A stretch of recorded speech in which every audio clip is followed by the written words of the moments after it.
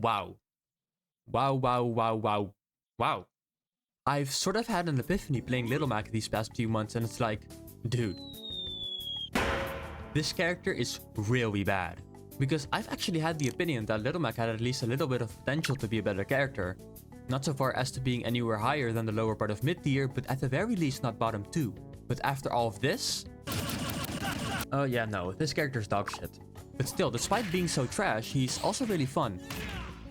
Little Mac is quite a fast character with the 3rd fastest run speed, great frame data on his grounded moves, and solid burst movement with his dash attack and roll that goes quite far in a short window, making him a constant threat on the ground. This is obviously contrasted by him having next to no offensive presence while in the air.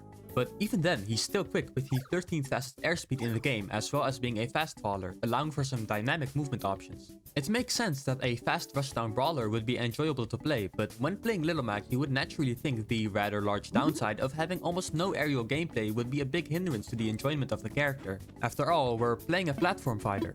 And it definitely is, but eventually with experience, you're able to create a good amount of workarounds. But of course, it doesn't start that way. When first playing Little Mac, you most likely will be hyper-focused on the ground. After all, that's like where all of your good moves are. Like your F-Smash with good range, good kill power, and large amounts of shield damage that also has super armor, dude. Why would you not stay on the ground? Imagine what would have happened if he went in the air. He just has a lot of good stuff on the ground, a frame 1 jab, smash attacks with super armor, and some of the best tilts in the game that also don't suffer from end lag when flanking with other attacks. All in all, this just makes sticking to the ground very appealing. But eventually, there comes a point where you just might have to press that dreaded jump button. Take Donkey Kong's down B for example, which just covers the ground in front of him with constant large hitboxes. Just keep using this move in the corner and watch a Little Mac slowly come to the realization that they just might have to open another section of their brain to figure out how to jump. Same of course goes for any projectile spammer, and Pac-Man, and Steve, and Peach, and Min Min. Little Mac loses a lot of matchups. Like, a lot of matchups. Looking at some matchup charts, the average amount of losing matchups sits at about a light 70. Which is, you know, not quite triple digits, but still an impressive amount. And so if you're at a level of play where matchups actually matter, you will often deal with projectile walls and people air camping you. And working around that often means having to engage with aerial gameplay and making the most of the moments you're able to get in. Such as a Daisy player instantly plucking a Stitch face, knowing they're going to throw it from a let's drop jump, and countering it. While Little Mac's main weakness will always be the air, the more I started to play him, the less it became a problem for me. Even going off stage and recovering became less of an issue. Between a horizontal burst option, a counter, and a standard up special alongside your double jump, there are plenty of ways of recovering safely and mixing things up. Even if it does cost you your KO punch and about 50%, you can still recover. And I even figured out how to go under Smashville, and I can personally say that it's weirdly difficult. But the better I got, the more other smaller issues started showing themselves.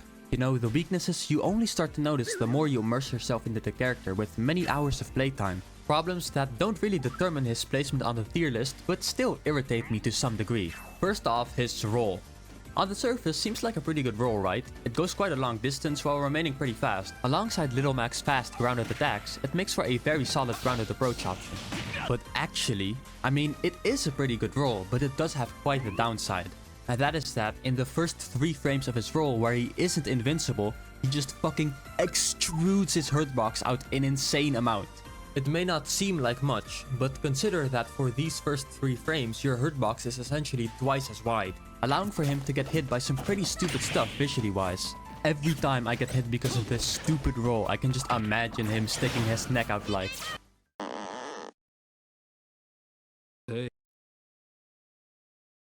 In this clip, I had already played Little Mac a good amount to where I was aware of this roll issue, so I just immediately started pivot grabbing like any reasonable Donkey Kong player, and lo and behold, he essentially ends up teleporting into my loving embrace in the first 10 seconds of the match. Another small hitbox shifting issue I have is with his F-Smash and the way he leans forward, which normally is good. It just gives the move more range. However, it also has a slight downside. Now initially, Little Mac is standing in this spot. But when he F-smashes, the eventual hitbox ends up over here, leaving this character-sized gap without a hitbox. Normally, if someone were to be standing in this gap, Little Mac with his F smash animation would just push the character into the hitbox, which you can clearly see happen when a character is invincible. But if someone happens to be doing something which makes it so they don't get pushed, such as performing their own move, it can just whiff entirely. Now, this is not a super common occurrence, but when you're already playing a Little Mac, it really feels like an extra fuck you from the developers. And then there's also F-tilt not working, and Ugly not connecting properly. This character is just so bad. And all of these issues essentially culminate into just getting hit and dying to the dumbest stuff more than with any other character. Like, bro. If this doesn't indicate a 599 gap, then I don't know what does. Like, dude, what are we doing here?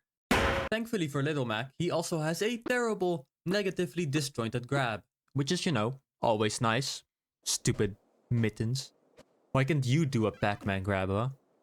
At least with this cool tech, you can do a really good dash grab, which honestly, due to the speed of it, feels really satisfying to land. The fact that it almost looks like you're teleporting makes it a fun way of dealing with people frequently holding shield. And with this extra burst range on a grab, it's not only a fun, but practical way to deal with people frequently holding shield, as Little Mac's moves aren't as safe on shield as you'd hope against a lot of characters. Of course, you don't get any combo or kill throws to capitalize off of it, but hey, that's Little Mac, baby. But opposite of how his ground game isn't perfect, in the air, Little Mac isn't entirely useless either.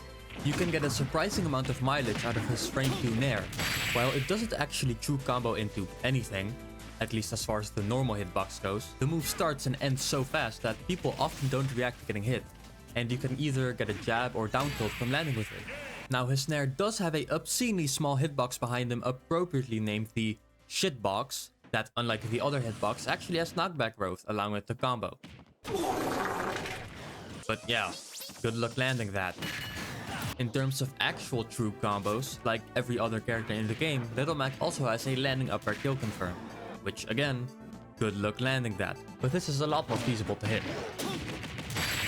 Down air is a good aerial for jab blocking people on platforms, which can be pretty consistently set up into with his down tilt, and it nets Little Mac some early kills on platforms. And that is pretty much all his aerials are good for. Niche uses in situations that can hardly be considered in the frameworks of his larger game plan. Spamming smash attacks and tilts.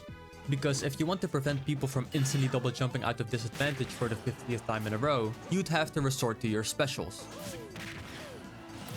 Up B and side B. Yes, resorting to your very vital recovery resources is the best way of having some offensive presence in the air, but hey, that's... In terms of edge guarding, you can intercept a good amount of characters with just your counter alone. And with him being the fastest falling character with the counter, it actually makes him one of the better users of it offstage. Add in the option of being able to footstool people and offstage haymakers netting you some insanely clutch kills, and Little Mac honestly has a okay edge guarding game. It's surprising how consistently these two moves can find kills offstage. I'm beginning to think that in the air, he might not even be that bad. I really started to appreciate the handful of options I had in the air while playing this character. But at the end of the day, it comes down to mostly spamming smash attacks and tilts, because those moves really are just that good in comparison to the rest of his kit. But by utilizing the full scope of Little Mac's moveset, there's a good amount of fun stuff you can do. Not enough to move him up on the tier list, but enough to frequently surprise people, especially quick play players. With some luck, you can really make other people lose stocks in some of the silliest ways. I have like 3 clips of people somehow managing to blow themselves up. It's kind of as if people shut their brains down when playing against a Little Mac. This especially shows when I'm shielding on a platform. Some people won't fall for it, but others see a Little Mac above them and think it's free shield pressure and just give their stock for free.